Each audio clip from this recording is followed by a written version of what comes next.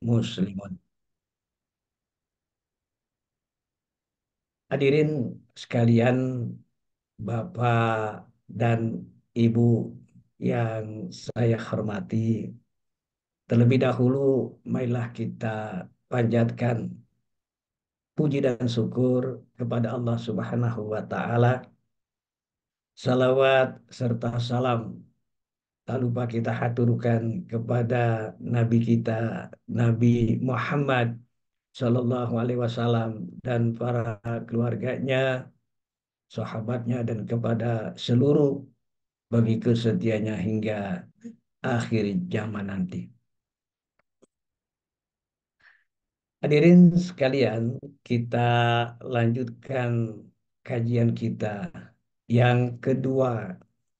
Kalau pertemuan yang kemarin kita bicara tentang urgensi daripada ilmu faraid, sekarang perlahan demi perlahan kita masuk, ya, masuk siapa saja, ya, siapa saja yang menjadi ahli waris. Lalu bagaimana pembagiannya? Hadirin sekalian, kita tahu bahwa mayoritas negeri ini adalah umat Islam, kaum muslimin di negeri tercinta ini. Akan tetapi secara kenyataan yang ada, kita bisa menyatakan bahwa khususnya syariat yang berkenaan dengan warisan ini belum maksimal dilaksanakan oleh umat Islam. Padahal di sisi lain umat Islam diwajibkan untuk dia melestarikan syariat Allah di muka bumi ini. Sampai detik ini kita melihat banyak keluarga Muslim itu terus dia membagi waris. Dari satu generasi ke generasi yang selanjutnya terus membagi waris. Tapi pertanyaannya, apakah membagi waris itu telah sesuai atau tidak dengan syariat Islam yang digariskan Allah Subhanahu wa taala di dalam Al-Qur'an dan yang diajarkan oleh Rasulullah Shallallahu alaihi wasallam berdasarkan pengalaman pengalaman yang saya hadapi dari berbagai macam keluarga muslim yang mengundang saya untuk menyelesaikan masalah membagi warisan di dalam keluarganya. Seringkali ditemui hal-hal yang di luar dugaan. Ada di antara keluarga itu yang tidak terima, bahkan bukan cuma tidak terima, bahkan memprotes. Ya, Pak Ustadz, masa sih seperti itu, Pak Ustadz? Masa dia dapat yang ini nggak dapat gitu? Masa dia lebih besar, sedangkan yang ini lebih kecil? Wah, saya, Pak Ustadz, nggak setuju tuh dengan cara-cara yang Ustadz sampaikan. Hadirin sekalian, hal-hal yang semacam ini menjadi biasa. Karena apa? Karena memang ilmu waris itu di tengah-tengah masyarakat Muslim belum terasa, ya, belum terasa menyeluruh. Bahkan bisa jadi di antara sekian banyak umat Islam ini yang sangat awam di dalam ilmu faraid ini. Bahkan yang lebih menyedihkan lagi, bisa jadi orang itu tahu ilmu faraid, tapi sayangnya dia tidak mau melaksanakannya. Rekan-rekan sekalian, mari kita masuk kepada materi kita, ya. Materi yang paling dasar ini yang harus kita ketahui kalau kita berbicara tentang ilmu waris atau kita ingin membagi warisan, maka paling awal kita wajib tahu rukun daripada warisan itu. Rukun-rukunnya apa? Ini yang paling dasar ya. Tolong bisa ditampilkan ya rukun waris ya. Nah, ini ya bisa dikebawahin ya. Nah, siap. Nah, ini hadirin sekalian Bapak dan Ibu. Hmm. Ini kalau kita ingin membagi waris, ini nggak boleh kita lupakan atau tidak boleh kita lewatkan. Harus ada tiga, tiga unsur di dalamnya yang mengenai tentang rukun. Kalau di antara yang tiga ini satu tidak ada, apalagi dua, apalagi tiga, maka otomatis pembagian waris itu tidak bisa dilaksanakan. Yang pertama ya rukunnya adalah adanya muwaris. Muwaris ini adalah orang yang punya harta ya, ya dia yang punya harta. Hartanya itu harus mutlak. Harta itu benar-benar punya dia, punya milik dia berdasarkan surat-surat atau bukti-bukti yang nyata yang bisa dipertanggungjawabkan ya. Jadi diketahui dulu bahwa yang mempunyai harta itu ya, adalah dia orang itu. Cuma yang perlu kita garis bawahi adalah kadang di masyarakat kita kalau kita berbicara tentang ilmu waris atau tentang bagi warisan, itu seakan-akan yang terjadi adalah membagi waris itu dari orang tua ke anak. Ya. Jadi hanya itu jalurnya. Padahal kenyataannya tidak begitu. Jadi masalah membagi warisan itu bukan cuma sekedar dari orang tua kepada anak, tetapi bisa juga dari anak ke orang tua. Tuh, ya. Jadi bukan cuma dari orang tua ke anak saja. Atau bisa juga dari kakek ke anak atau ke cucu. Atau sebaliknya dari cucu ke kakek. Itu bisa terjadi. Termasuk kepada saudara-saudara kandung, saudara sebapak, saudara seibu, ya atau paman. Nah, itu satu dengan lainnya saling berkaitan untuk mewariskan satu dengan lainnya. Jadi ini yang pertama adalah mewaris bahwasanya orang yang punya waris ini harus diketahui terlebih dahulu ya siapa orangnya, mana buktinya itu dia yang punya. Ini harus jelas. Biar apa? Biar kita tidak ada kesalahan di kemudian hari. Jangan sampai kita membagi waris, yang kita bagi waris itu bukan apa? Bukan orang yang memiliki harta itu. Ini sangat berbahaya sekali dan bisa menjadi konflik besar di mana ke depannya ada orang yang mempersoalkannya. Ini rukun yang pertama. Kemudian rukun yang kedua adalah al-waris. Al-waris atau lebih kita kenal itu adalah para ahli waris. Ya. Nah, ketika kita akan membagi waris, maka kita harus tahu terlebih dahulu siapa yang menjadi ahli waris. Dimulai dari orang-orang yang terdekat dari almarhum atau almarhumah ya itu ahli waris ya. Akan tetapi ya dengan kita mengetahui siapa yang menjadi ahli warisnya itu, maka dengan sendirinya otomatis kita bisa mengetahui siapa yang bukan ahli waris. Nah, sehingga apa? Sehingga kalau sudah tahu ini, hendaklah yang bukan ahli waris itu janganlah dia mencari-cari alasan untuk mendapatkan warisan.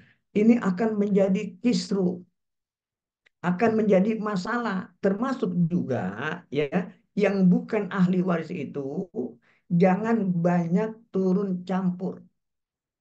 Jangan banyak ikut-ikutan. Karena apa? Karena kalau bukan ahli waris itu dia berada di luar ring, ya, di luar ring, di luar ring, ya. Jadi dengan demikian, ya, jadi dengan demikian ini yang harus sama-sama kita patuhi, ya. Biar apa? Biar kita sama-sama eh, bisa membagi waris itu dengan baik dan sempurna, ya. Nah, oleh karena itulah ya eh, Bapak dan Ibu ini yang kedua, unsur yang kedua rukun itu siapakah ahli waris itu nanti akan kita bicarakan ya. Perlahan-perlahan akan kita bicarakan paling tidak ada 22 golongan ya, 22 golongan ya.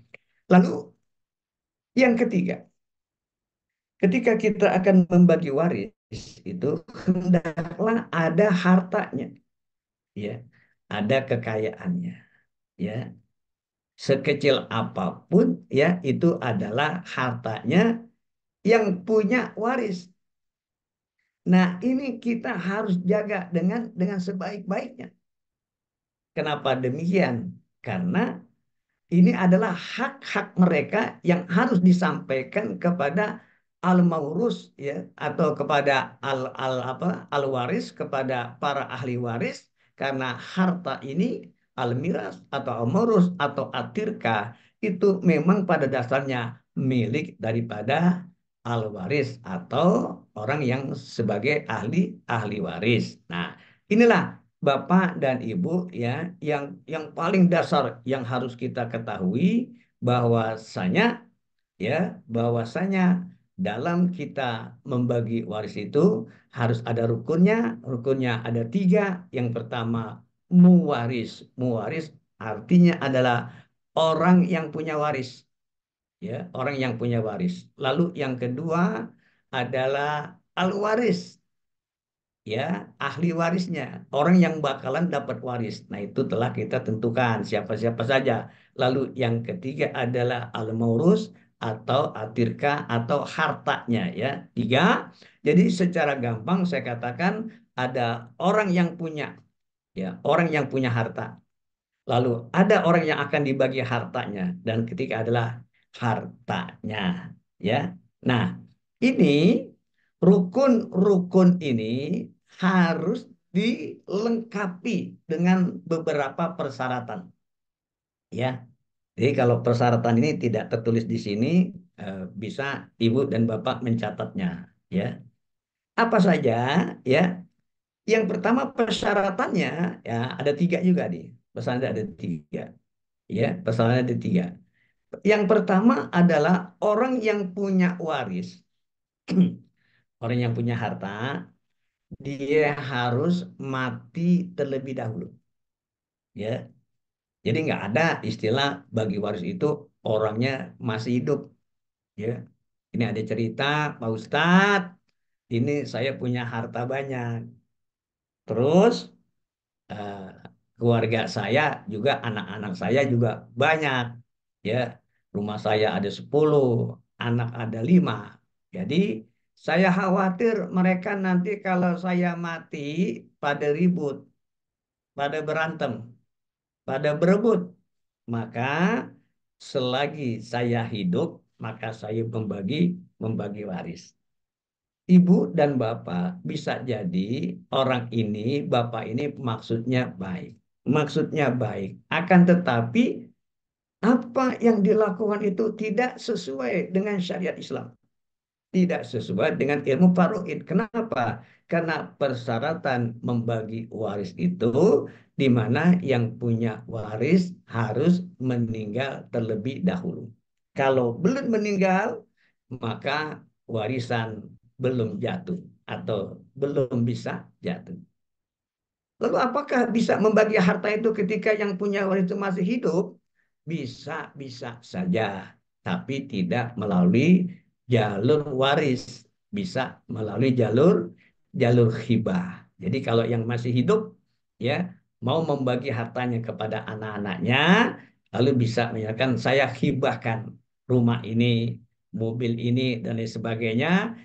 Kalau bisa hibahnya itu disaksikan oleh ahli waris yang lain. Biar apa? Biar tahu sehingga kedepannya tidak menjadi persoalan.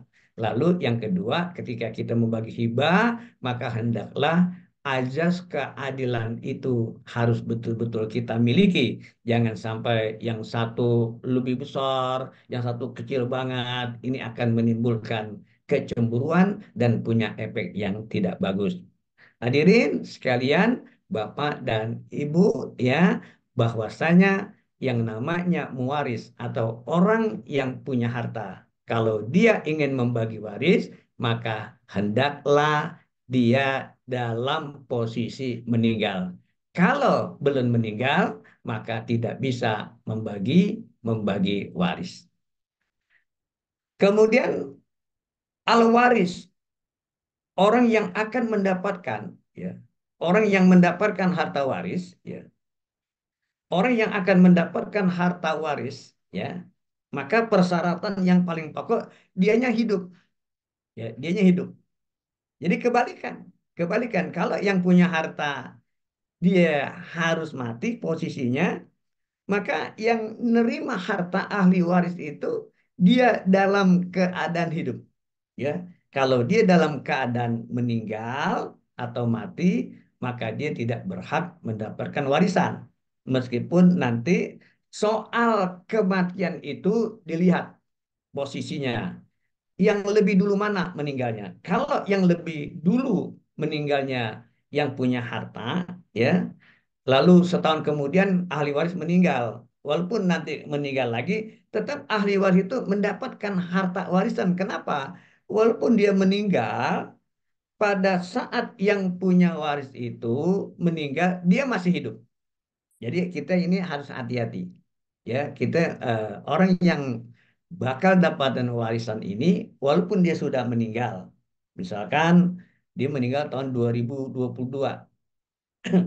tahun 2000, tahun misalkan tahun 1990 orang tuanya meninggal yang punya harta gitu ya. Nah, berarti sebelum tahun 2022 dia masih hidup. Nah, ketika dia masih hidup, maka dia berhak mendapatkan harta warisan itu. Meskipun di tahun 23 harta itu dibagi, dia dalam keadaan meninggal dunia ya. Nah, itu. Lalu yang ketiga adalah mawani ya. Orang sebutnya mawani. Mawani ini adalah eh, tidak ada faktor-faktor yang menghambat. Faktor-faktor yang menghambat dia untuk mendapatkan harta waris. Ini yang kita harus tahu betul. Ya, ada mawani persyaratannya. Dia memang ahli waris. Dia berhak mendapatkan waris. Tetapi ada tiga posisi yang ketika orang itu harusnya mendapatkan warisan ternyata menjadi batal. Apa saja? Yang pertama adalah orang yang musyrik, orang yang pindah agama, ya. Orang musyrik tidak akan mendapatkan, ya, kalau orang Islam dia ke agama lain namanya murtad. Ya, pokoknya pindah agama atau beda agama. Nah, itu dia menjadi persyaratan yang memungkinkan dia tidak mendapatkan waris. Ya, itu yang pertama, tidak boleh berbeda agama. Persyaratannya itu. Jadi agamanya harus sama, Islam dengan Islam, Muslim dengan Muslim, ya, Muslimah dengan Muslimah. Lalu yang kedua, ya, yaitu dia ya harus benar-benar mengetahui dia tidak melakukan pembunuhan, dia tidak membunuh, tidak membunuh. Ya, misalkan ini kakek saya atau bapak saya ini warisannya banyak. Saya butuh ini harta itu. Tapi kakek saya atau Bapak saya kok walaupun udah sakit-sakitan, udah tua, kok nggak mati-mati ya, ngarepin kapan bapak saya, kakek saya mati gitu. Ini dasar anak yang durhaka nih yang model kayak begini nih. Ya. Nah, ini nggak perlu ditiru. Lalu dengan jalan apa si anak ini berusaha meracuni atau melakukan tindakan kekerasan sehingga kakek atau bapak orang tua yang punya harta itu meninggal dunia. Berarti dia telah membunuh. Maka kalau ini yang terjadi, dia melakukan pembunuhan, otomatis maka anak itu atau orang itu tidak berhak mendapatkan warisan. Ya, lalu yang ketiga adalah budak. Ya, budak nggak mungkin dia dapat warisan dan sekarang ini ya budak udah nggak ada lagi. Ini di zaman dahulu kala. Inilah yang kita bicara tentang rukun-rukun ketika kita membagi membagi waris. Kemudian kita lihat adalah kriteria orang-orang yang akan menerima waris. Ya, ada kriterianya. Ada pertama jalurnya ada al-qarabah. Al-qarabah adalah hubungan kekerabatan. Ya, kekerabatan ini artinya tali tali darah ya, dari ada ikatan darah, ikatan kelahiran, qarabah itu keluarga ya. Kalau ada ibu bapak, ada anak, ada cucu, ada kakek dan nenek dan selanjutnya ya. Nah, inilah yang berhak menerima warisan. Setelah itu ya, tetapi dalam al-qarabah ini dia akan ditentukan ada ahli waris ya berdasarkan kekerabatan ini yang inti, yang inti ya. Jadi dari 22 golongan yang akan mendapatkan warisan itu, kalau ada yang inti, maka yang lainnya itu akan menjadi mahjub, akan tertutup.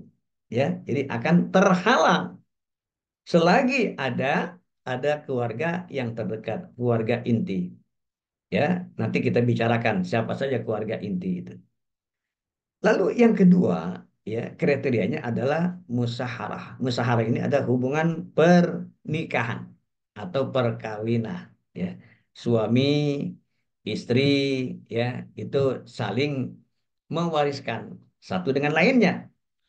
Mereka berdua bukan garis keturunan, ya, bukan dari kerobah, tetapi mereka dari jalur pernikahan. Maka ketika dua makhluk itu menikah, maka otomatis satu dengan lainnya saling mewariskan. Walakum nisbu ma taraka azwajukum illam yakul lahuna walad. Fa in kana lahuna walad, falakumur rubu'u mimma tarokna mimba diwasiyatin al-ayah. Jadi suami akan mendapatkan harta daripada istrinya separuh. Kalau nggak punya anak, kalau punya anak akan mendapatkan seperempat. Begitu pula istri, kalau suaminya meninggal, dia akan mendapatkan seperempat dari harta suaminya. Ilam yakul lakum walad. Kalau dia nggak punya anak. Tapi kalau punya anak itu suami, malah walahunna rubu'u istri akan mendapatkan seperdelapan sumunu sumunu seperdelapan daripada harta harta suaminya. Lalu yang ketiga adalah al-wala. Ya, al-wala ini adalah yang memerdekakan budak. Jadi di zaman dulu ada orang membutuhkan budak, ya, maka dia berhak mendapatkan harta warisan. Hadirin sekalian, jamaah yang berbahagia, mudah-mudahan ya bisa disimak dengan baik ya dari mulai rukun, kemudian syarat, kriteria penerima waris. Lalu selanjutnya adalah ada beberapa kewajiban yang harus dilakukan oleh para ahli waris. Sebelum warisan itu dibagikan kepada yang berhak menerimanya, ya, maka ada kewajiban-kewajiban sebelum itu. Sehingga jangan ketika ini ada yang meninggal, entah bapak, entah ibu, lalu hartanya dikumpulkan. Setelah dikumpulkan, dihitung-hitung. Sekian, sekian, sekian. Setelah terjadi sekian-sekian, lalu dibagi kepada para ahli warisnya. Ini salah, keliru. Kenapa? Karena harta itu masih kotor. Ya, harta itu belum belum bersih. Makanya eh, dikeluarkan dulu beberapa hal yang menyangkut kepada almarhum atau almarhumah. Yang pertama adalah biaya pengurusan jenazah. Kalau ada, ya, ini, biaya pekuburannya, biaya paculnya, biaya memandikannya, biaya membelikan alat-alat dan sebagainya, itu dibayarkan dengan harta daripada almarhum atau almarhumah. Ya, itu yang pertama. Yang kedua, ini juga yang sangat penting adalah melunasi hutang-hutang almarhum atau almarhumah. Ya, makanya kan sering diumumkan tuh ketika akan disolatkan atau ketika akan dikuburkan, itu diumumkan bagi halayak handai tolan yang merasa punya utang piutang, maka kami atau sama keluarga siap menyelesaikannya. Nah, ini konsekuensinya kita harus harus bayar kalau memang almarhum itu punya utang, ya, seberapa pun, ya, yang kadang-kadang misalkan harta warisnya misalkan 2 M, utangnya 3 M, maka ya itulah tanggung jawab daripada ahli ahli warisnya. Artinya jangan cuma mau enaknya doang. Ketika ada utang, ya kita juga harus bertanggung jawab. Lalu yang ketiga adalah melaksanakan wasiat almarhum atau almarhumah. Jadi kalau sebelum mati, yang punya harta apa namanya, bapak atau ibu almarhum almarhumah, ketika dia masih hidup, dia menulis surat wasiat. Dia tulis surat wasiat. Atau dia panggil orang-orang yang bisa dipercaya, tentunya dengan saksi yang kuat. Nanti kalau saya meninggal, sekian harta saya diperuntukkan untuk eh, Lasnas Dewan Dakwah, misalkan. Ya, bisa jadi kan Lasnas Dewan Dakwah menampung itu. Untuk apa? Untuk dakwah dan perjuangan perjuangan dakwah Islam di pedesaan atau di pedalaman, di mana kru Lasnas itu banyak yang muda-muda, ya, yang muda-muda ini dia punya tenaga, dia punya ilmu, ya, dia punya waktu. Cuma dananya itu, ya, terbatas. Nah, oleh karena itulah ada sinergi dari bapak-bapak, ibu-ibu yang dengan izin Allah diberikan kelebihan harta oleh Allah, juga jangan mikirin tentang membagi waris saja, tetapi selagi hidup disisihkan sepertiga daripada hartanya itu untuk wakaf, untuk infak, amal jariah, dan lain sebagainya atas namanya sendiri. Ini jangan sampai kita lupa.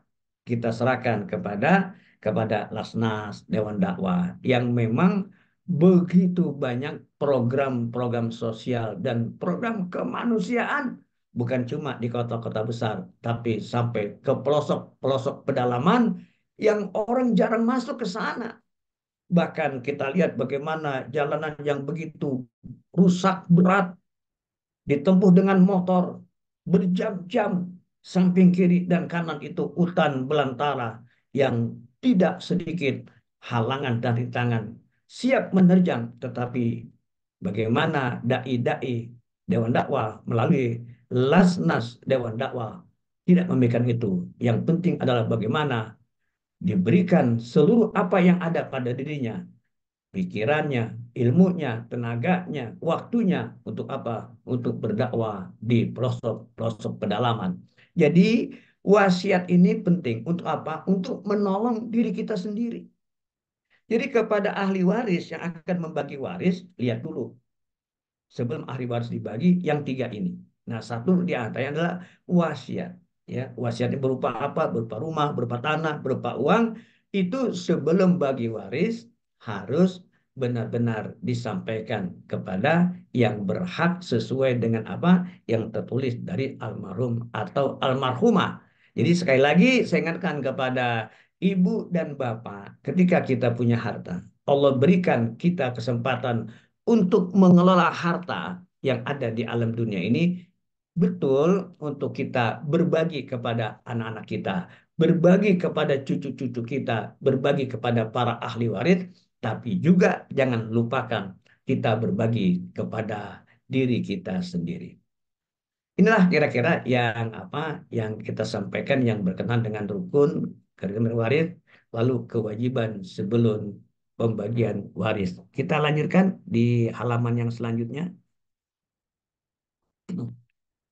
Nah, tadi yang saya sampaikan ya, rupanya sudah saya sampaikan bahwa orang yang akan mendapatkan waris itu, ya, dia akan dapatkan waris, ya, harusnya dapat waris, harusnya, ya. Tapi ada faktor-faktor yang menjadi penghalangnya. Penghalangnya tadi adalah bercerai, ya, suami istri kalau sudah bercerai satu dengan lainnya, jadi tidak saling mewariskan.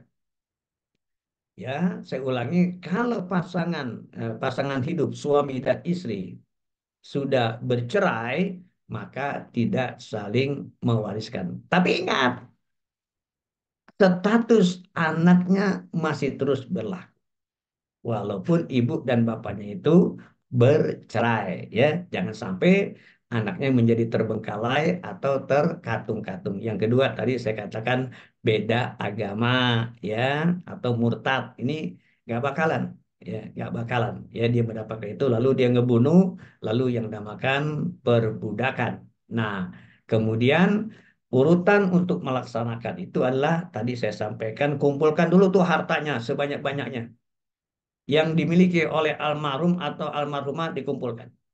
Nah, setelah dikumpulkan hartanya, lalu lunasi hutang mayit atau almarhumah, almarhum, ya, ibu atau bapak yang meninggal. Lalu laksanakan wasiatnya, keluarkan wasiatnya, ya. Tapi nggak boleh lebih daripada sepertiga daripada harta yang ada, ya. Kalau lebih itu menjadi batal. Lalu yang selanjutnya adalah penuhi pembiayaan pengurusan jenazah, ya. Baru dihitung pembagian warisnya. Selanjutnya, nah, ini ibu hadirin sekalian, ini menjadi penting, ya, bagi kita untuk punya ini nih, bagan ini. Jadi yang warnanya apa, orange, ya, orange itu di tengah, itu adalah mayit, mayit atau mayitah, ya.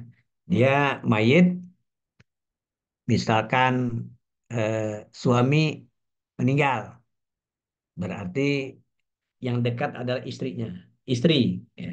Atau sebaliknya, mayitah, istri yang meninggal, berarti ke kanannya adalah suami.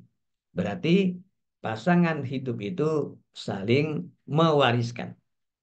Kemudian setelah pasangan hidup, ya, lari ke anak, ya. Anaknya punya anak berapa? Ya, ada anak laki-laki, ada anak-anak perempuan, ya. Anak-anaknya itu orang yang terdekat dengan mayit, dengan almarhum atau almarhumah. Dia merupakan ahli waris inti. Jadi pasangan hidup suami istri, anak laki-laki, anak perempuan itu adalah ahli waris inti. Siapa lagi? Kita naik ke atas. Kalau tadi ke kiri pasangan hidup, ke bawah anak laki-laki dan anak perempuan, lalu kita ke atas adalah bapak dan ibu. Jadi satu, dua, tiga, empat, lima. Jadi ahli waris inti itu jumlahnya ada lima. Ini yang paling kita pegang, ya. Ada lima ahli waris, ya.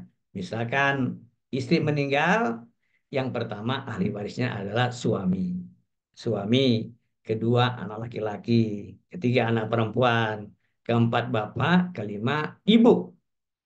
Nah, nah, kemudian kita lihat nih, kan banyak nih ahli waris nih. selain ahli waris yang inti.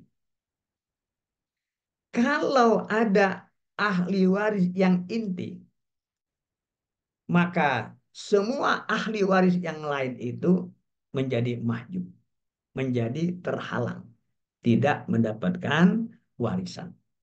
Ya, sekali lagi saya ulangi, kalau almarhum itu meninggalkan ahli waris inti, ya inti tadi anak, anak laki, anak perempuan, pasangan hidup, bapak dan ibu, maka otomatis semua hawasi, keluarga, kakak, anaknya almarhum itu, keponakan, kemudian pamannya, ya paman anaknya paman, lain sebagainya, itu keluarga sekandung, keluarga sebapa, keluarga seibu, saudara seibu, saudara lainnya, itu menjadi terhalang, tidak mendapatkan warisan. Ya, ini lengkap.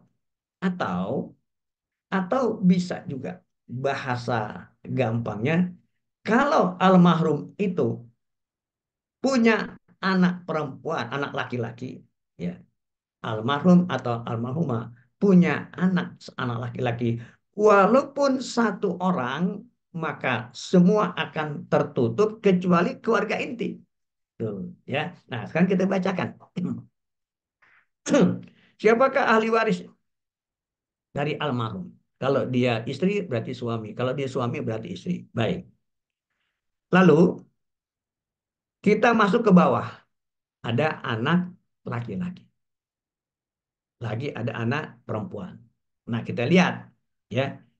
Kalau ada cucu daripada almarhum, itu harus melalui jalur anak laki-laki. Ya, sekali lagi saya katakan, kalau kita bicara masalah cucu dari mayit atau almarhum atau almarhumah, maka hendaknya itu dari jalur laki-laki. Ya, jalur laki-laki. Nah, itu ada cucu perempuan, ada cucu laki-laki. Nah, sedangkan anak perempuan yang sebelah kirinya itu terputus, tidak lagi melanjutkan, ya, tidak lagi melanjutkan. Coba saya ulangi lagi. Nah, ini anak perempuan, dia terputus. Jadi tidak ada cucu dari jalur anak perempuan. Yang ada jalurnya adalah ya dari anak laki-laki. Nah, anak laki-laki ini dia kalau dia meninggal itu ada anaknya yang merupakan cucu dari mayat, anak cucu laki-laki dan cucu perempuan. Nanti kalaupun turun lagi cicit, cicitnya itu juga dari cucu laki-laki, tidak dari cucu perempuan. Begitu cara cara melihatnya ilmu faraid ya. Nah, sekarang udah ke bawah, sekarang kita ke atas. Ke atas ada bapak, ya, bapak, ada ibu.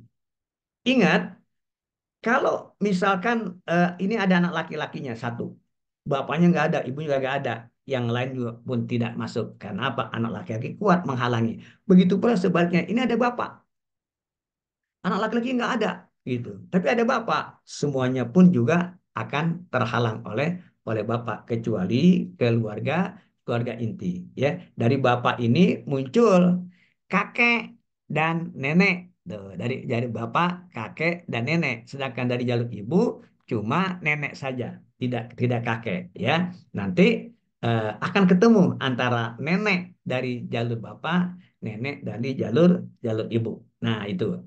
Nah, setelah itu ya, itu setelah ke atas kita ke kanan. Ke kanan itu habis suami ya, gampang itu kan suami, nanti muncul saudara sekandung almarhum. Saudara sekandung almarhum.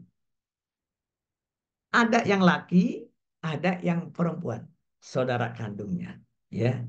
Dia punya saudara kandung berapa? Lakinya sekian, yang perempuannya sekian. Nah, nanti ya, nanti kita lihat lagi tuh setelah saudara kandung lalu saudara sebapak. Saudara sebapak, ya.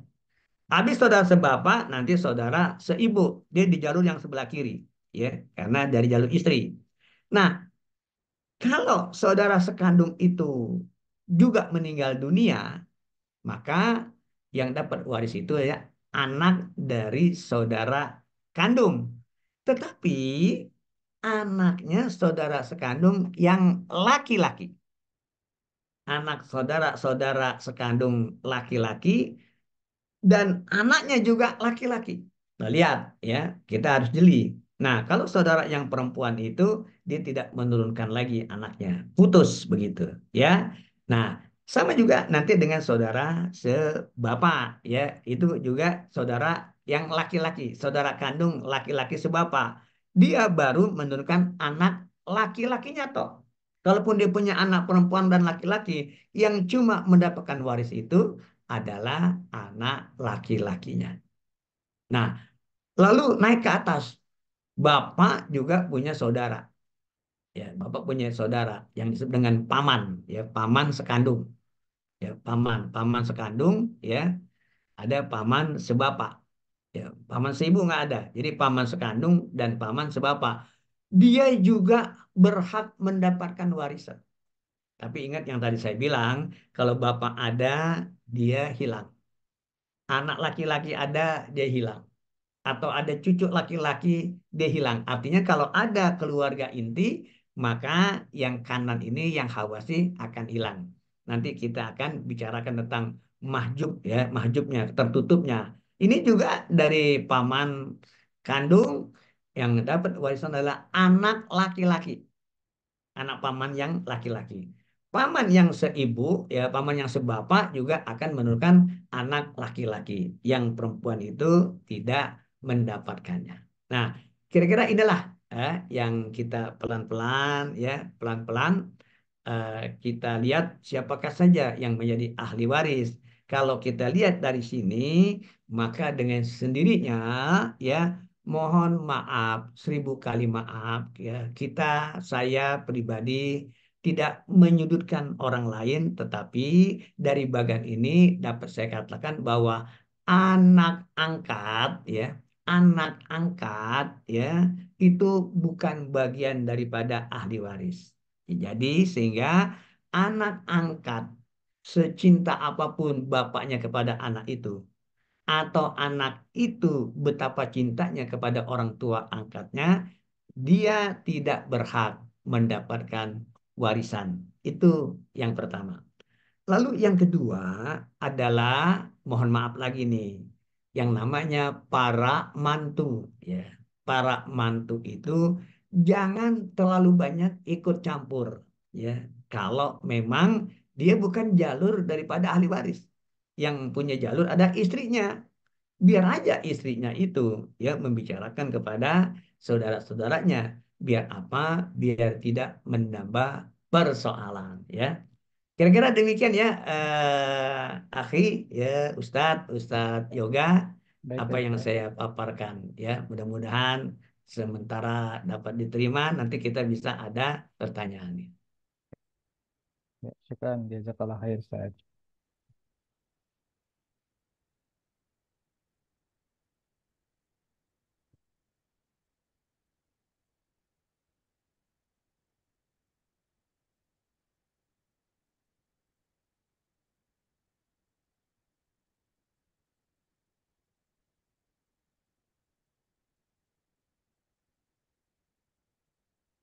Baik, syukran, terima kasih Al-Ustaz Dr. Andes Haji Omar Ahmad Rashid yang telah menjelaskan terkait siapakah penerima waris atau ahli waris. Kemudian tadi dijelaskan juga rukunnya.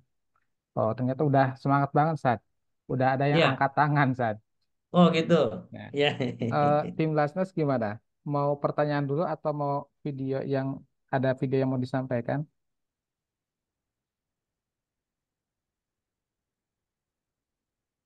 Kita ada video dulu, Ustaz. ya, ya, ya, silakan, silakan, silakan. Silakan Diinterval tim dulu ya. Lasnes. Ya, Di pedalaman Indonesia, ada ribuan anak-anak mualaf yang bersemangat untuk belajar agama. Sayangnya, fasilitas yang mereka miliki terbatas. Buku-buku yang lusuh dan kelas yang sempit bukanlah halangan bagi semangat belajar anak-anak ini. Guru ngaji adalah cahaya di kegelapan, membimbing mereka di jalan agama dan pengetahuan, dan mereka sangat membutuhkan dukungan kita. Ayo, mari kita jadikan Ramadan ini sebagai momen untuk berbagi. zakatmu kuatkan dakwah, dan jaga akidah saudara kita.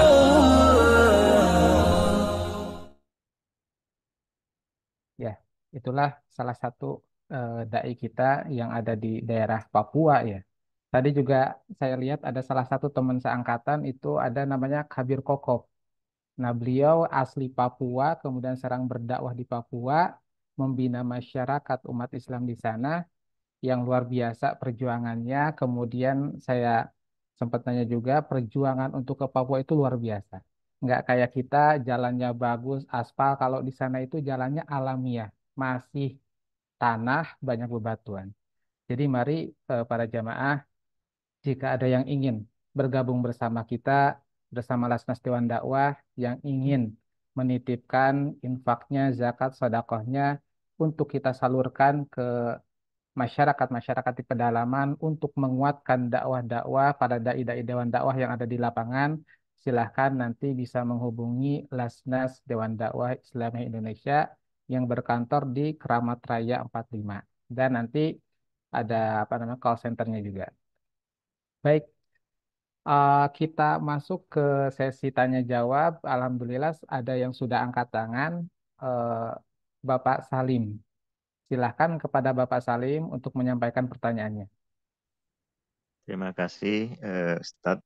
Mau nanya dua hal. Maaf, maaf Pak, bisa dipakai videonya Pak?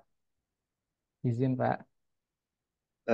Maaf ini nggak bisa, Oh, baik, baik. Silakan langsung lagi aja. sama anak-anaknya. Oh, nggak apa-apa. Silakan Bapak Salim.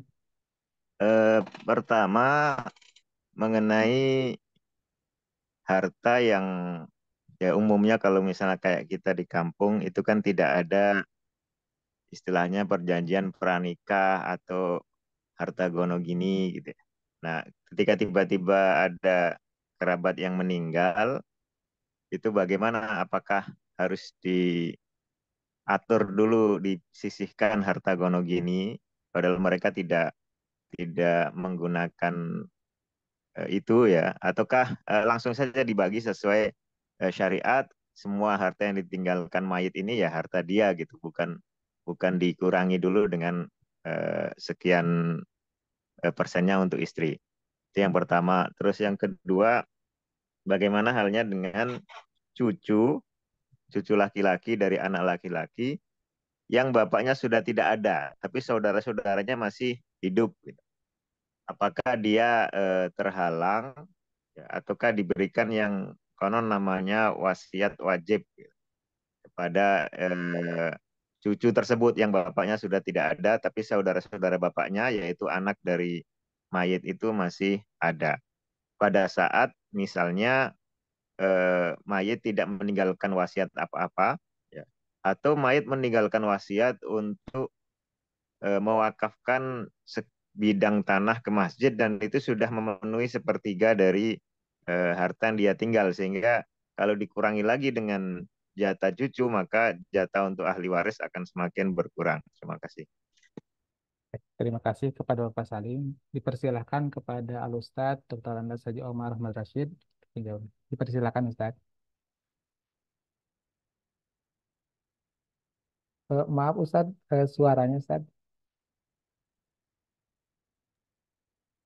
Ya, baik, Ustaz Salim. Ya, Alhamdulillah. Ya, bagaimana kabarnya? Sehat selalu ya, Ustaz Salim ya.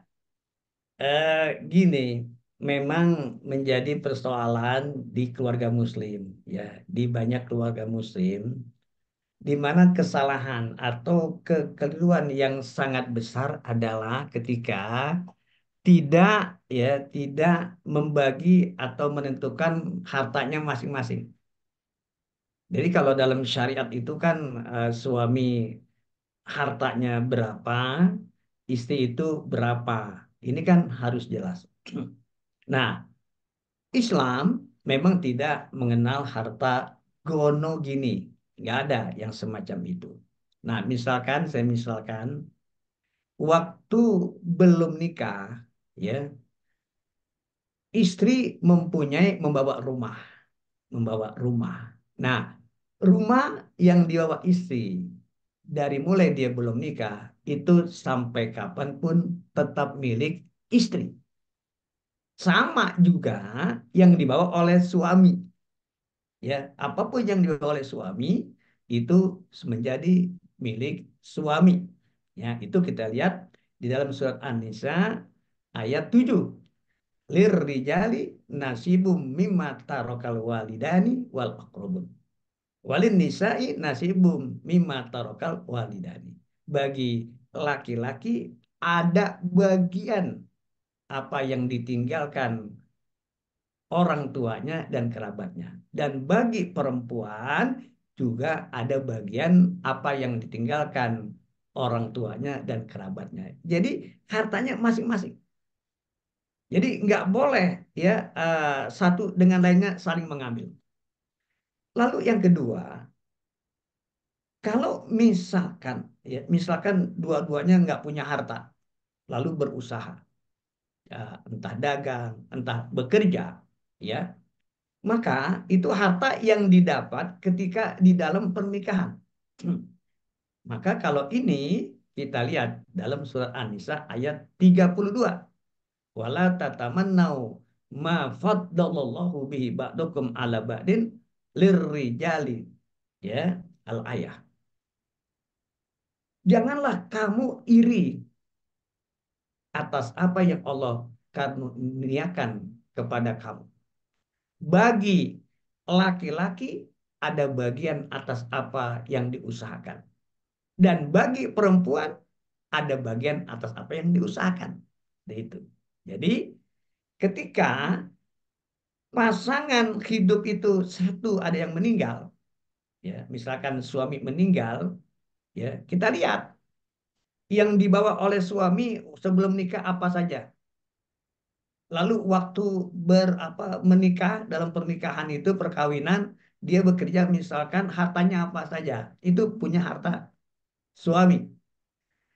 Yang mana yang istri harus jelas, yang suami harus jelas. Tetapi ya uh, Pak Ustaz Salim dan yang lainnya, kalau misalkan suami ini yang bekerja, yang cari uang, istri di rumah, berarti hartanya itu semua harta suami 100%, istri 0%. Itu kedudukannya. Tetapi dalam syariat Islam ini ada yang namanya hibah. Jadi bagi suami-suami kalau memang dia sayang sama istrinya, dihibahkan tuh. Saya hibahkan rumah ini yang 1 miliar misalkan untuk kamu 40% atau 30% atau 50%. Itu nggak jadi masalah. Bila perlu itu tertulis. Bila perlu itu tertulis. Jadi nanti biar jelas kepemilikannya, ya. Nah, itu itu jadi yang pertama adalah mulai sekarang keluarga muslim ini harus membentuk hartanya masing-masing suami dan istri agar apa? Agar ketika membagi waris itu akan menjadi mudah. Yang seperti Akhina Salim alami, kita urut sejarahnya itu, harta itu. Jangan kita ambil pukul rata aja, kira-kira demikian. Inilah yang menjadi kesalahan kita selama ini. Saya katakan kesalahan kita, bukan kesalahan Ustaz Salim, bukan kesalahan kita. Udah ngambil pukul rata aja, ini pasti punya bapak nih, karena dia laki-laki. Belum tentu, karena bisa jadi perempuan pun istri pada waktu itu membawa hartanya. Itu yang pertama. Lalu yang kedua, tentang cucu. Cucu dari anak laki-laki, dia berhak mendapatkan warisan. Ya, karena bapaknya udah meninggal dari jalur laki-laki. Tetapi, tetapi kalau bapaknya itu punya saudara, ya, saudara bapaknya ada yang laki-laki gitu, ya. Jadi umnya si cucu ini, maka otomatis si cucu ini menjadi mahjub. Cucu ini tidak mendapatkan waris karena apa?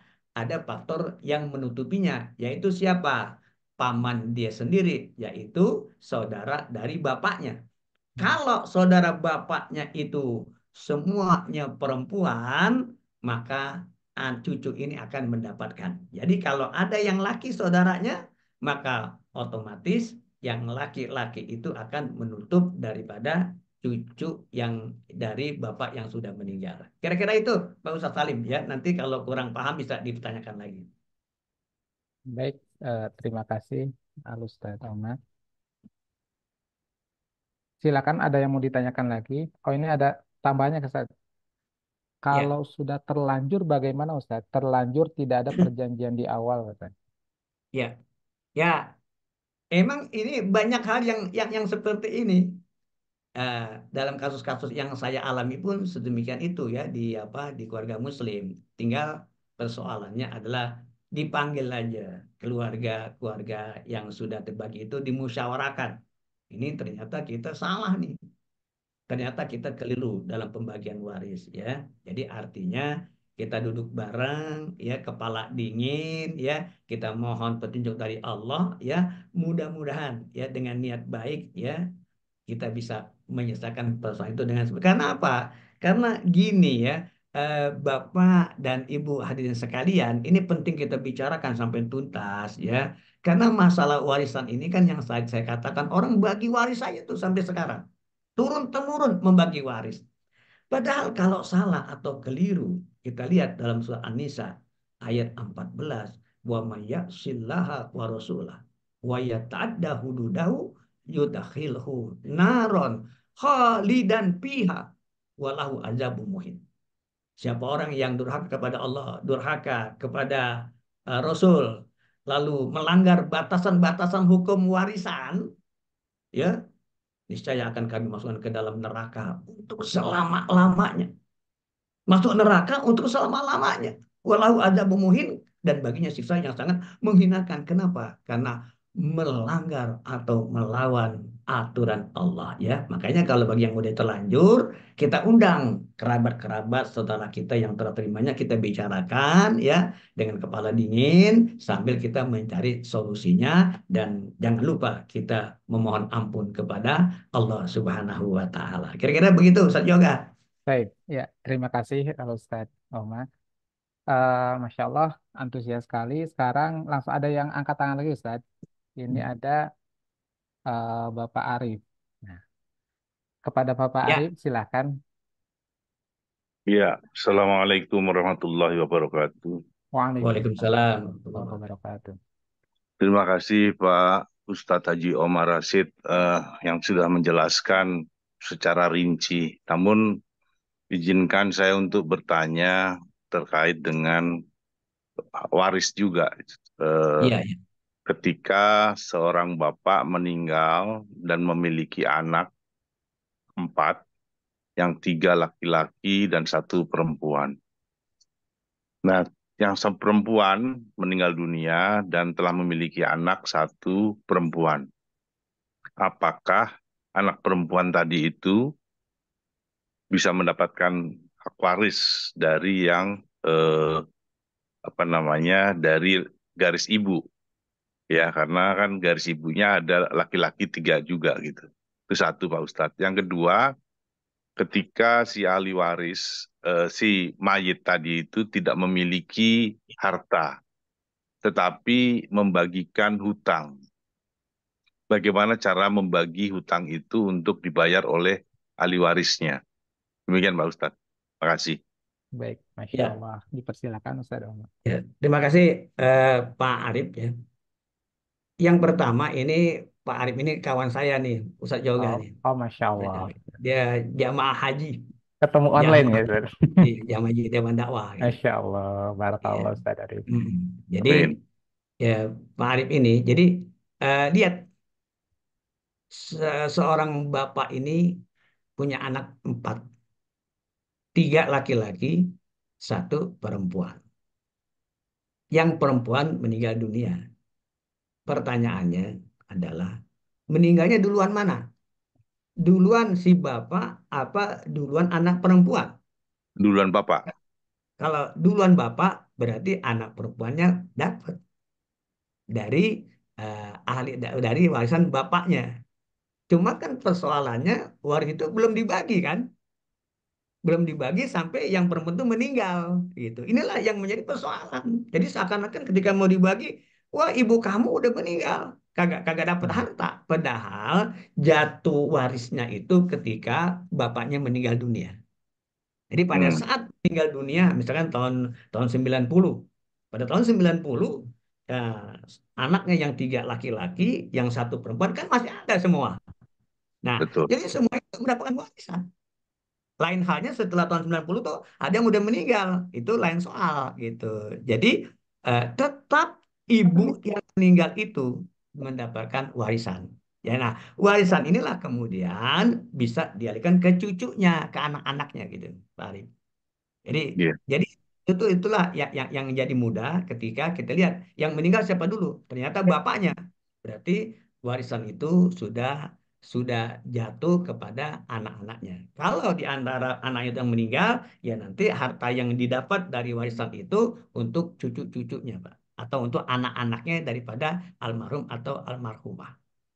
Itu Pembagian warisnya Pak Ustadz untuk yang yang perempuan tadi itu sebesar pembagian untuk anak perempuan tadi ya, bukan untuk ya. cucunya ya, Pak. Ya, jadi gini. Jadi pembagian warisnya itu mungkin pembagian warisnya mungkin akan yang apa yang minggu yang akan datang ya. Tapi saya akan menjelaskan lagi. Yang laki 3 berarti 1 perempuan. Anggap aja anaknya itu jadi 7, Pak. Karena laki itu dianggap 2 bagian, perempuan 7. Kalau misalkan harta warisnya itu 7 miliar, maka yang laki-laki itu mendapatkan 2 miliar, 2 miliar, 2 miliar. Lalu yang perempuan dapat 1 miliar. Yang 1 miliar ini adalah harta anak perempuan itu. Ya, ibunya si anak-anak lagi kan ini kan. Nah, itulah yang kemudian nanti dibagi lagi kepada anak-anaknya itu ibu sesuai dengan perhitungan siapa saja ahli warisnya Ya, lagi gitu, Pak. Jadi itu jelas ya, jelas seperti jelas. itu. Jadi cuma di masyarakat kita jangan sampai terjadi nih pembagian waris itu udah lama. Jadi akibat bagi waris yang lama, jadi kadaluarsa seakan-akan gitu. Wah, begitu dibagi waris, wah bapak kamu nggak dapat, ibu kamu nggak dapat. Kenapa nggak dapat? Karena bapak kamu dan ibu kamu udah meninggal. Kan salah satu rukun waris apa syarat waris itu yang dapat waris harus hidup kan? Iya, pada saat jatuh waris ketika yang punya waris itu meninggal dunia. Ini jangan sampai kita lupa. Jangan sampai kita lupa. Begitu tahun 90 orang tua itu meninggal, berarti anak-anaknya yang 4 itu masih masih ada. Kira-kira begitu. Ya. Terima Ustadz kasih Arif Pak nih, Ustadz. Masya Allah, Oke, Alhamdulillah. ya Allah. Baik, mungkin Kalian tadi pertanyaan kedua Ustadz tadi ya, Apa tuh? terkait pembagian waris tapi hutangnya Ustadz. Nah, kalau masalah hutangnya ini, Pak, emang belum ada Hmm. atau belum ada atau memang tidak ada hitung-hitungan secara syariat, Pak, secara pasti. Akan tetapi ya, ini saya ngelihatnya secara akhlak aja. Akhlak aja artinya bagi anak-anaknya yang yang apa yang hartanya berlebih itu yang berlebih hendaklah diambil alih, Pak. Ambil alih utang piutang bapak dan ini adalah pekerjaan yang amal soleh ambil alih gitu. Jadi tidak ada yang dan saya belum pernah baca, belum pernah lihat gitu ada hitung-hitungan khusus untuk membayar utang kepada anak-anaknya. Belum saya baca, Pak. Mungkin lain kesempatan ada ilmunya baru saya sampaikan lagi, Pak ya. Mohon maaf, baik. kira-kira begitu Pak jawaban saya, Pak Arif. Jazakallah Pak Baik, Ustadz. Masya Allah, sangat jelas sekali yang disampaikan Alhamdulillah. oleh Ustadz Ahmad tadi. Ustadz, ada yang mau tanya lagi Ustadz? Yang udah ada Ya, yang angkat tangan, silakan kepada Ibu Fani untuk menyampaikan pertanyaannya. Assalamualaikum Ustadz. Waalaikumsalam Waalaikumsalam warahmatullahi warahmatullahi wabarakatuh. wabarakatuh. Izin off cam ya Ustadz. Ya, Ya, ya. silakan Bu. Ya, memang eh, kami ini memang awam banget ya tentang ilmu waris gitu. Jadi memang banyak hal yang tidak dilakukan sesuai syariat Islam. Jadi kalau kondisi keluarga saya itu kebetulan qadarullah ayah saya itu meninggal waktu kita itu masih belum dewasa gitu ya. Jadi memang di situ kan kita tidak ada pembagian waris-waris sampai sekarang kita sudah ibaratnya sudah berumur pun karena memang warisan ayah saya juga nggak tidak banyak ya, jadi ada satu rumah keluarga itu pun jadi ya memang tidak dibagi gitu. Jadi kita itu bertiga anaknya, dua perempuan dan satu laki-laki. Orang tua saya, ibu saya juga masih ada. Kebetulan qadarullah tahun lalu adik saya yang laki-laki meninggal gitu. Jadi karena kita pun kan belum ada pembagian waris dan sekarang kita bingung adik saya ini mewariskannya itu ke siapa saja karena ada pernah dengar saudara juga ada yang dapat karena adik saya kebetulan qadarullah tidak jadi tidak punya ahli waris gitu. Bisa tolong dijelaskan siapa saja yang berhak mendapat waris dari adik saya, Ustadz? Baik, Ya, dipersilakan Ustaz. baik. Yang pertama, Bapak meninggal, ya. Yang ditinggalkan anaknya tiga ya, Bu ya. Iya, Tiga. Dua perempuan nih, Pak. iya, dua Dua perempuan satu perempuan, laki-laki. satu laki-laki. Lalu masih ada ibu kan? Masih, Masih ada, alhamdulillah. masih ada ibu. Jadi ketika Bapak meninggal tahun berapa tuh, Bu? Sudah tahun 91. Tahun 91. Maka ketika Bapak meninggal pada tahun 91, berarti harta warisnya itu sudah jatuh. Walaupun praktiknya belum. Nah, itu. Jadi yang perlu kita garis bawahi bahwa waris itu telah jatuh, telah terjadi. Walaupun eksekusinya masih belum. Makanya membagi waris itu sebaiknya secepatnya. Makin cepat ya makin baik. Namun di masyarakat kita kadang-kadang ya kita udah terbiasa tradisinya. Bagaimana mungkin saya mau bagi waris orang-orang apa istrinya atau ibu saya masih ada atau sebaliknya. Itu terkesan kita kurang kurang ajar. Lepas daripada itu bahwa di rumah yang sekarang ini otomatis eh, seperdelapan ya dari rumah itu untuk ibu, seperdelapan untuk ibu. Lalu mungkin bapak, kakek dan nenek udah nggak ada. Ya, kakek Sudah dan tidak nenek ada, udah Ustadz. udah nggak ada kan?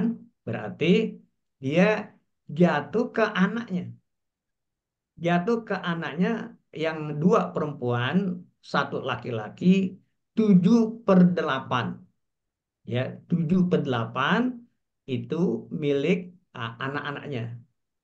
Nah, yang 7/8 ini ya nanti dibagi untuk 4 orang. Kenapa 4 orang? Kan harus tiga, karena laki-laki bagian itu dua, bagiannya dua. Jadi kalau saya mau memudahkan itu, misalkan harta harta rumah itu, nih misalkan biar untuk menggampangkan saja 8M misalkan. Maka 1/8 dari harta itu milik ibu. Diberikan kepada ibu 1M. Nah, 1M. Lalu tinggal 7M. 7M ini dibagi oleh 4 bagian. Dengan perincian 2 anak perempuan, 1 laki-laki. Nah, kira-kira ya berapa ya? Bisa nanti dihitung tuh. Jadi bagian laki-laki itu 2 kali dari bagian perempuan. Jadi 7M dibagi 4. Ya, saya nggak megang kalkulator ya. 7M bagi 4, berapa dapatnya? Satu untuk perempuan, 1 perempuan, 2 kali untuk laki-laki. Kira-kira begitu, Bu, gambarannya ya. Baik. Kalau yang, maaf Ustadz, kalau yang adik saya kan yang laki-laki, dia belum menikah, terus dia meninggal, gitu. Sekarang Nah, warisnya jatuh ke siapa, Ustadz? baik, kalau memang dia ini apa waktu meninggal nggak punya istri, otomatis nggak punya anak, bapak ibu juga nggak ada, ya, Ibu masih ada, saudara, Ustadz. kenapa? Bu? Ibu ada? Ibu, ibu masih ada. Oh, ibu ada, jadi eh, ibu dapat 1/6, ibu 1/6, lalu eh, 2 orang saudara kandungnya, dua orang ibu dan saudara kandung kan ada dua orang itu mendapat 2/3 daripada harta itu. Jadi 1/6 untuk ibu, 2/3 dari harta yang adik perempuan yang laki ini untuk saudara kandung perempuan. Kan ada dua kan? Iya. Ada dua, fa'in kuna nisa'am fauqasnata ini falahunna sulusa matal. Jika anaknya dua atau keluarganya dua, dia mendapatkan 2/3 daripada harta harta saudaranya. Ya, itu aja. Yang nanti lebihnya dari 1/6 dengan 2/3 nanti dicari asal masalahnya. Selebihnya itu nanti milik keluarga-keluarga yang agak jauh. Tapi dicari yang laki-laki yang menjadi asobah. Kira-kira begitu. Teman, jatahnya ibu dari saudara ibu yang laki-laki itu adalah 2/3. Nanti 2/3 dibagi lagi dengan dua orang. Ya. Karena ibu berdua dibagi Iya. lagi. Kalau ibunya sendiri itu berarti 1/6. Kira-kira Iya. begitu, Bu. Ya. Eh, mau tanya lagi Ustadz, kalau Ya, 1/6 yang sisanya itu dibagi ke saudara itu apakah ditentukan saudaranya dari arah mana, terus ya, atau bagaimana gitu? ya. Yang pertama, karena dari jalur saudara itu, saudara ya, kayaknya putus, habis ya. Ibu berdua sama adik laki ya, udah Ya. udah habis tuh jalur saudara ya ke kanan. Paling nanti dilihat dari jalur paman, yaitu saudara-saudaranya bapak. Hmm. Paman masih ada nggak paman itu, Pak? Pamannya udah nggak ada semua. Nah, anaknya paman. Ada. Nah, Sepupu anaknya ada. paman itu yang akan mendapatkan sisanya seperti itu. Harus laki-laki ya Ustadz ya. Yang laki-laki, betul, betul, yang laki-laki. Itu Ya, harus merata atau yang kita rasa dia membutuhkan yang kita bagi. bukan. Jadi tidak soal meratanya, soal itu memang haknya dia, Bu. Eh, Jadi iya anaknya kan? paman yang laki-laki, dia akan mendapatkan sisa dari 1/6 dan 2/3, berapapun sisanya, itu menjadi haknya anak paman. Kalau memang dia sendiri, untuk dia sendiri, kalau dia berdua atau bertiga, dibagi dua atau bagi tiga. Kebetulan kan anak paman saya laki-laki juga banyak banget. Berarti dibagi Ya, rata di antara mereka ya. iya, dibagi tuh, mau ada 20 30 dibagi aja ya. Sisa daripada yang ibu yang apa yang saudara perempuan dua dapetin sama untuk jatah ibu. Jatah ibu dan jatah saudara perempuan berdua itu jangan sampai dikurangi karena itu ditentukan langsung oleh oleh Allah, nggak boleh dikurang-kurangi itu. Iya, Ustaz. Eh, terus berarti kalau misalnya itu warisnya rumah gitu ya Ustadz, Ya, ya. berarti eh, istilahnya si saudara perempuannya ini mengeluarkan untuk membagi yang anak-anak paman gitu ya Ustadz ya. Berarti ya. Bukan bukan membagi, bukan membagi. Jadi jatahnya ibu, yang haknya Ya. ibu itu nggak perlu dibagi.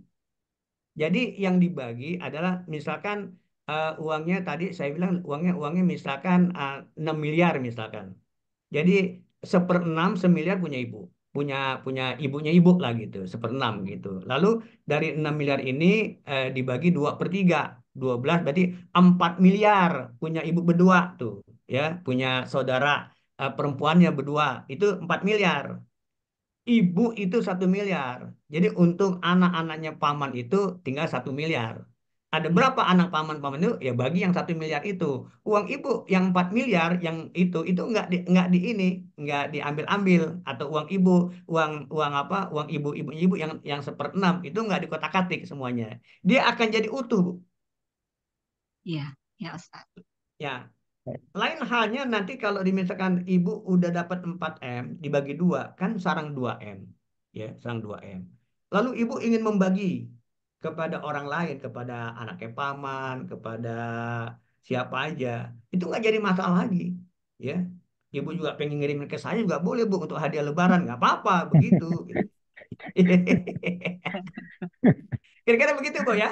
Ya, Ya. makasih Baik. Ustaz. Jazakallah khair, Oh, Ustaz. Amin, amin. Ya, baik. wa iyaki ya. Baik, mungkin, aduh, Masya Allah, kayaknya masih banyak pertanyaan Ustadz, tapi karena Ya, waktunya udah mau habis nih Ustadz, ya, mungkin ya. nanti insya Allah pertemuan atau kelas ilmu waris ini akan terus berlanjut di setiap hari Rabu.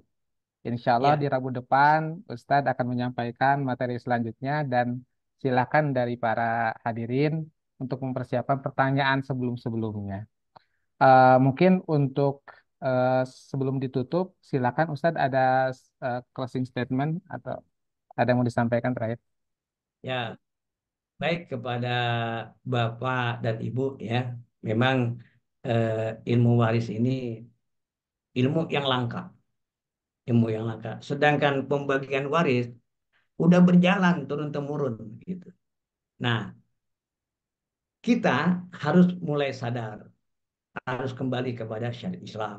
Meski perlahan-perlahan, tetapi pasti ya satu sisi.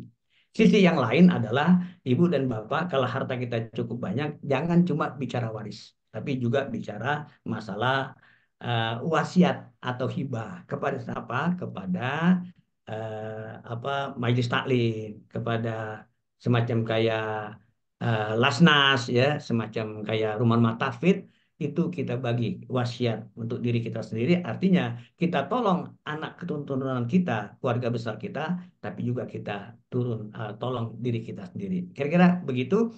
Dan selanjutnya bagi ibu dan bapak yang masih punya pertanyaan karena waktu terbatas, tolong dipending aja, dicatat. Nanti insya Baik. Allah di Rebu yang akan datang kita akan bicarakan lagi.